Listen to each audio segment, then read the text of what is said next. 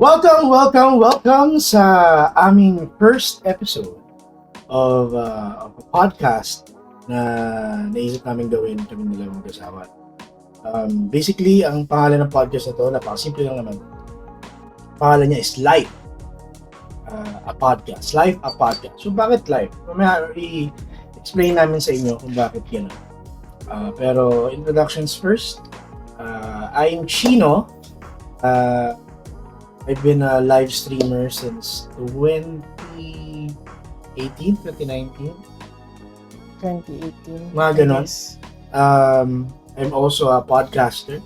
I belong to a group called GT.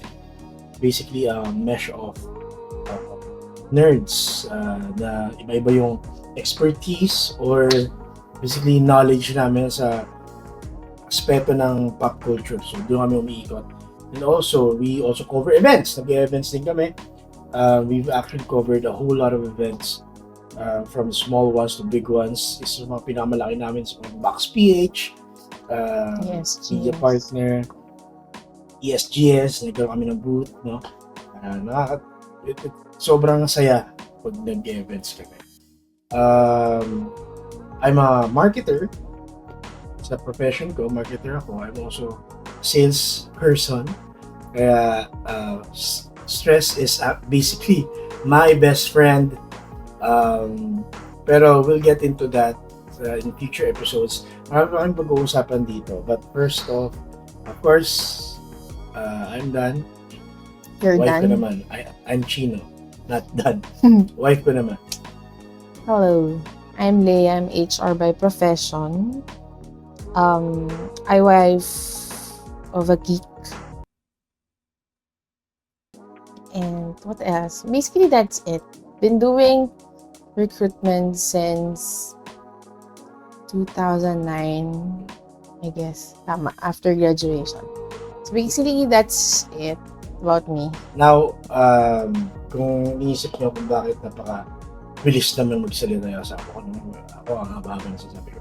Kasi ako, sanay, medyo experience na ako in somewhat dito sa ginagawa namin. No?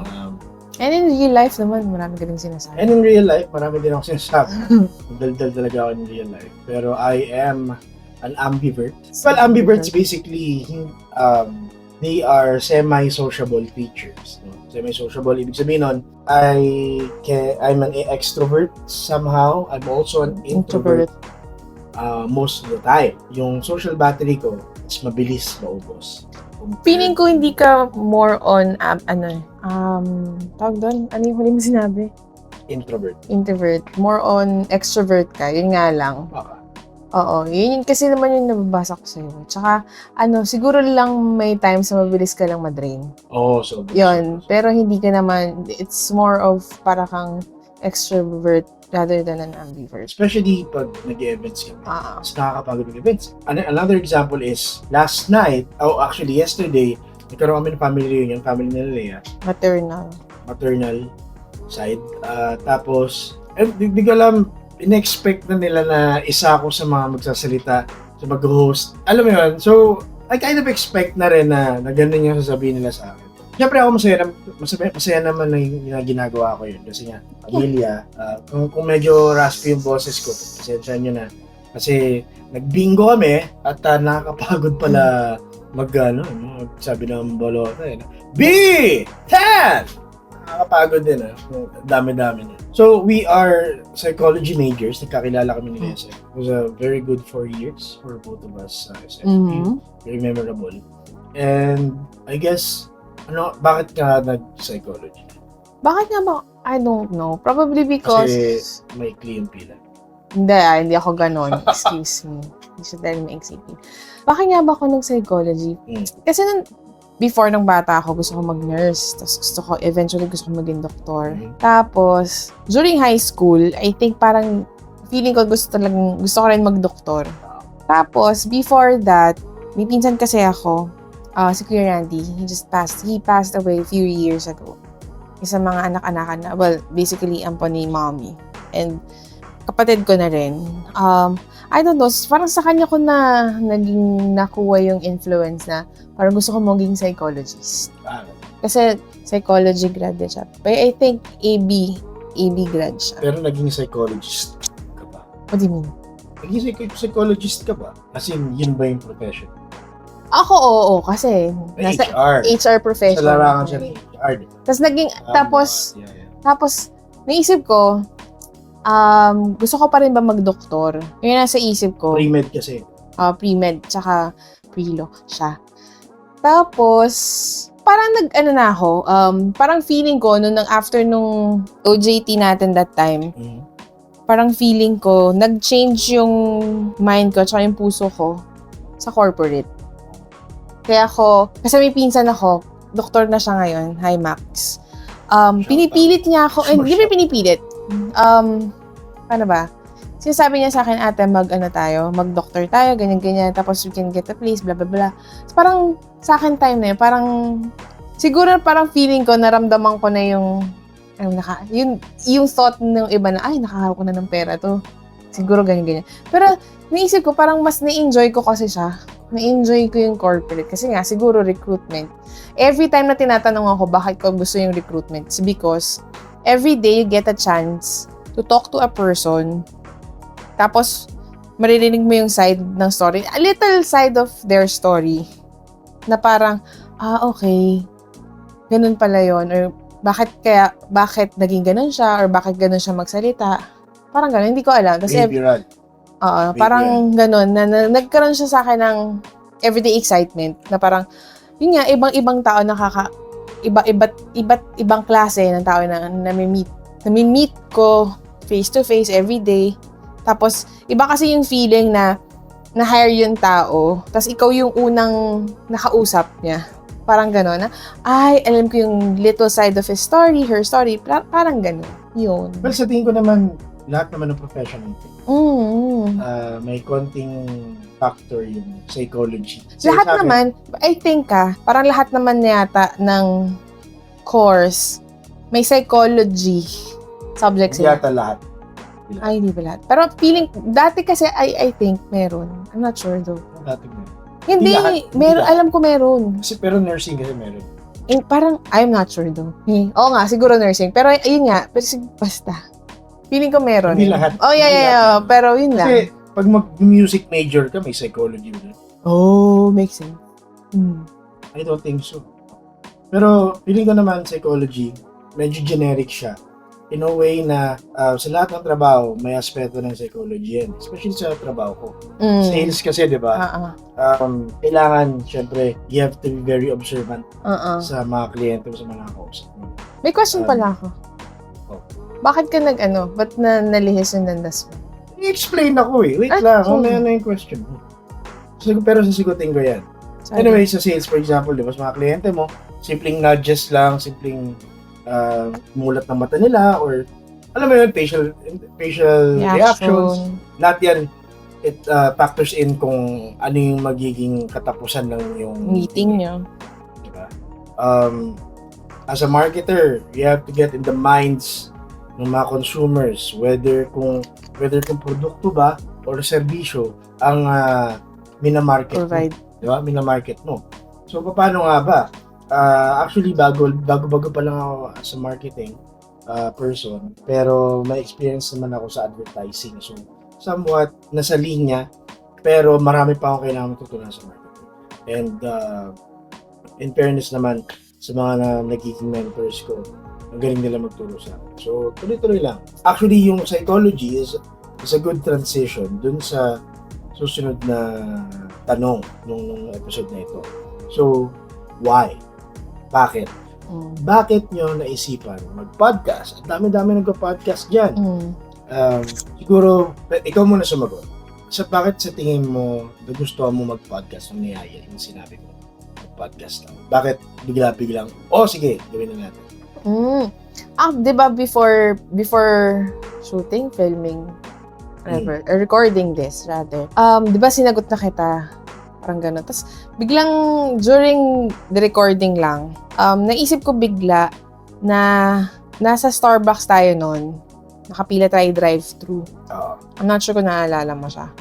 Pero, napag-usapan natin to, not as a couple I'm not sure as a couple na gagawin natin to or whatever. Pero mag-podcast about life and all that. Tapos may pinakita ka sa akin a video, I think, or whatever. Naalala ko lang siya bigla. So, parang naisip ko, okay, sige. You know naman, I've been very supportive of whatever you do. Na parang, yun nga, na parang gusto mo nga siyang simulan. It's because, sabi mo nga sa akin kanina, parang therapeutic siya for you. Parang, to talk about things, whatever stuff, whatever thing man yan or topic. Pero very therapeutic siya sa'yo. Medyo sinabi mo na ako medyo sabihin ko. Ay, sorry. Anyway. So, yun nga. Tapos, sa pag-usapan natin, nasa kotse tayo. Lagi tayo may deep talk regarding life and all that shit. Marami kaming discussions. Sa kotse, normally sa kotse na pagbiyahe or kung saan man, dito sa kwarto, whatever. Kasi alam mo yung habang nag-drive ka, bigla na lang minsan, may mga realization ka sa buhay. Sa pagmamaneho. Minsan mapaisip ka rin di ba? Paisip ka rin. So, bakit? Ako kasi, sabi nga na, podcaster ako. The past year, 2023, I can't say na it was totally bad kasi maraming nangyari maganda sa akin. Maraming maging maganda. Opportunities. Nakapag-Japan tayo for a month. Stay tayo for a month and it was so good. Sobrang saya. First time with the family. Your family. Marami naman magaganda. Pero parang when I look back at the year that was, parang mas maraming naging bad experience. Hindi siya naging maganda for me. Marami akong tatlo yung kaibigan ko na nawala. Yeah. Tapos, professionally, may mga struggles, maraming struggles. Opportunities lost. Basta daming realizations na sa sarili ko na parang, grabe, kaya ko ba ito? Parang hindi ko na kaya. So, marami akong ginawa to prevent lang na mababaliw ako at sumabog yung utak ko. So, parang sabi mo nga sinabi nga ni Lena, for me, this podcast, the reason behind it is really something therapeutic para sa akin dalawa. Kasi, sa stress, ako niniwala ko, pag stress ka kasi, mas maganda pag nilalabas mo talk. Nilalabas mo, physically, minsan sa gym ka, bike ka, basketball, whatever, exert effort physically, or pag-uusapan mo yung problema or yung stress. And I think isa to sa dahilan kung bakit kinailangan hindi naman kinailangan. I think feeling ko para sa akin kinailangan. Okay. Kasi dito ko pwedeng ilabas ang lahat. Aside from that, walang hiya ako makapal mo ako and I don't really care. Kung marinig niyo yung mga problema ko, baka makatulong pa kayo sa akin. And, baka sa experiences namin, kung paano namin nasagot yung mga naging problema namin or paano kami mag-react to certain situations, baka makatulong din sa'yo. Na baka ma-realize mo na, okay, nangyari din pala sa kanya to. Ganito siya nag-react, ito yung naging solution niya. Baka pwede ko rin gawin sa akin yun. Siyempre, iba-iba tayo ng perspective. Nice. Pero, it pays talaga. Nakakatulong talaga na marinig mo yung problema ng tao and how they were able to overcome it. Kasi, maybe, pag narinig mo na siya, maisip mo rin na kung kaya niya, kaya ko din. Marami na akong napapanood na podcast kay Will Dasovich. Lalo yung mga couple podcast, yung Sky podcast ni Christian Slater, pati ni Chris, yung Wake Up with Sab and Jim, kahit yung kila Tito Mikey, and kay CK, yung girlfriend niya, pinapanood ko rin siya. Very simple lang, pero yung podcast nila kasi they can talk about very deep topics, which I think helps a lot of people And at the same time, is also healthy for their relationship. Kasi, it's also part of that routine na mag-uusap kayo ng asawa mo or ng girlfriend mo. Kwentuhan mo siya kung nangyari sa'yo through this platform. That is basically the why of it all. So, I hope na sana nga makatulong kami sa inyo as much as makakatulong yung platform na to sa amin personally. Dun sa title alone, life. Simple sabi, life. So, ano nga ba may expect nyo dito? Well, una-una sa lahat, syempre, kukwentuhan namin kayo ng buhay na. Individually, and as a couple. Yun yung, kasi marami akong kwento. Marami din siyang kwento. Marami kang experiences. Lahat naman tayo, di ba? And, I think what you can expect from this podcast is maraming tawanan, maraming kwentuhan, either mababa or malalim. Mababaw or malalim. And I hope marami ding aral for all of us, sa amin, sa mga manonood o makikinig. So it's really, the podcast is really more about life namin. And what our yung perspective namin about life. About yung mga realizations ko, kasi maraming napasok ko na. Mukha lang akong tanga, pero marami din akong iniisip. So yun. So nakikita nyo yung living room namin. Pero syempre joke lang eh. Hindi pa namin na-set up talaga to for a podcast. Pero may naisip na. Since this is the first episode, naisip namin, just keep it simple, just start it. Kasi nga, ayun ang nagiging problema ng mga ideas na ganito. Nag-iisip ka ng idea, pero hindi mo siya masimulan. Because? No, actually hindi ko rin alam kasi madalas nangyayari sa akin din yun. Parang may gusto ko gawin tapos hindi mo simulan. Gusto kong mag-bike ulit. Nga. Pero di ako makapag-bike. Pero this year kasi, ang mantra namin nila is about discipline. Discipline sa careers namin, discipline sa buhay, discipline sa relationship namin. And one thing na kaya sinusunod ko yung discipline na yun. Sabi ko, gusto ko ibalik yung bike. Matagal ko na sinasabi yun. Matagal ko na sinasabi na gusto ko magbike. Hindi ko siya magawa. Hindi ko masimulan. Pero this year, nagsimula ulit ako. Nahirapan pa ako. Pero, na-realize ko na parang, naramdaman ko ulit yung joy of biking, cycling. Kaya, nag-start ako just last week and I'm planning to do it again by tomorrow. Dapat itong weekend na to. Kaya lang, kauratan mo kahapon. Masyado akong magaslaw at tumama yung tuhod ko sa kanto. Naalala ko siya. Sa kanto ng hindi ko alam kung lamesa ba yun. Hindi, upuan. Kanto ng upuan. So, kala ko okay lang. So, pagkagising ko kanina, sobrang stiff ng tuhod ko. Tapos parang namamaga pa siya sa loob. So, ayokong exert. Ayokong pwersahin. Kaya ipahinga ko muna at least another 1 to 2 days and then start it out. So, anyway, yun. That's basically the main theme of podcast. It's about life.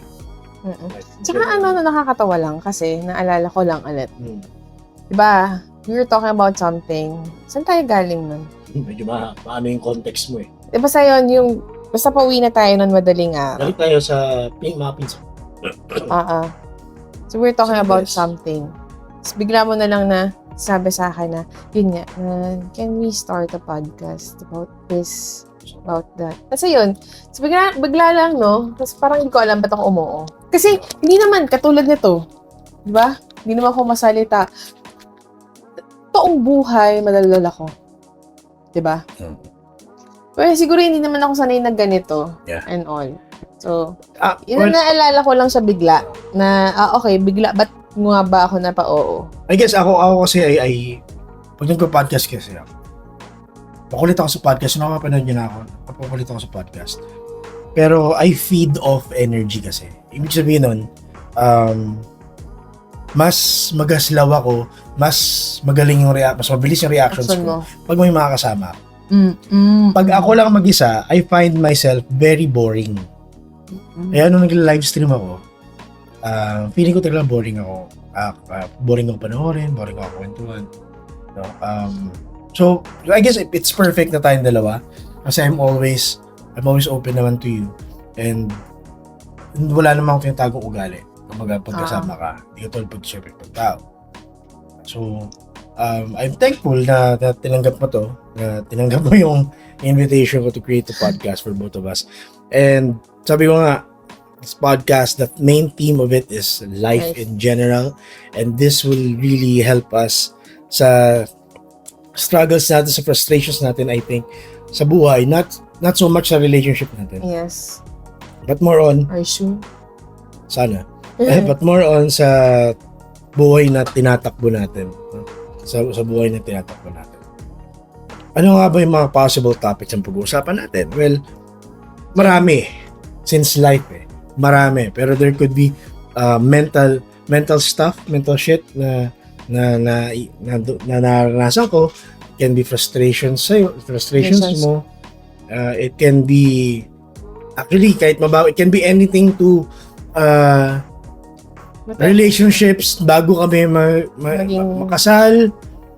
It can be something na very as light as favorite destination and why. Mga ganon. Or it can go as deep as our relationship with God. For example, can be religious, di ba? Anything under the sun as long as it's life in general. And sobrang daming opportunities sila to talk about a lot of things. So, ngayon na ginagawa namin tong first episode, na-excite ako for a lot more. No? Marami pa akong gagawin.